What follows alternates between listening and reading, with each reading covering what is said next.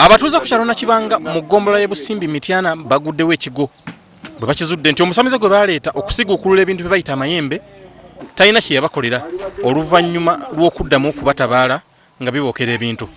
Misana lya leero ennyumba ya mutuuze munnaabwe Nnaalongo Ddiika ekutta omuliro yonna n'ebengeya nga tewali kintu kyonna kyataasizza. Tubadde tukyali ku ekyo essaawa y'emu ne batugamba kati nti ennyumba y'omutuuze omu gwe gwasookerako okwokya nga gubbamye yonna eweddewo. Abatuuze bagamba nti amayembe ago gaagulibwa nnamwandu Kalema ne mutabani we Zigonze Enoka.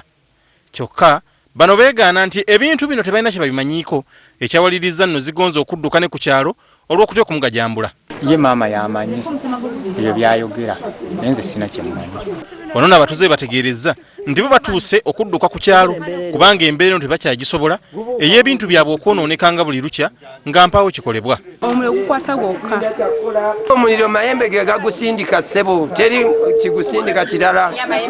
Naye nga twagala omuntu atuyamba ddala azikukulula ebintu bino ebitandise okulumba buli nyumba. Poliisi n'erabye abatuuze batabuse nga basazeewo okudduka ku kyalo kwe kujja ekkakkanya embeera era ng'ekulembeddwa Henry Kintu ono nga yadumira poliisi Mityana okulaba engeri gye basobola okukkakkanyamu embeera. Kintu olutuuse ku kyalo n'ayolekera amaka ga nnamwandu Kalema gy'asanze mutabani we Enoka Zigonze n'amutegeeza nga bw'alina ky'amanyi ku bintu bino nga wadde yasooka ne yeegaana olw'okutya abatuuze. Kati bwe kibanga ekintu kyetooloolerako lwaki temutuula mwenda famire yammwe nemulaba engeri gye musobola okugonjoolamu ebintu bino nebiremu okutigomya ekyalo ng'ate mmwe ensonga muzimanyi. Sebo tugenda okusonda ssente. Nze maama wange tanzikiriza ddala kubeera n'abeera babeera ne bannyinaze bagendanga mu nkukutu.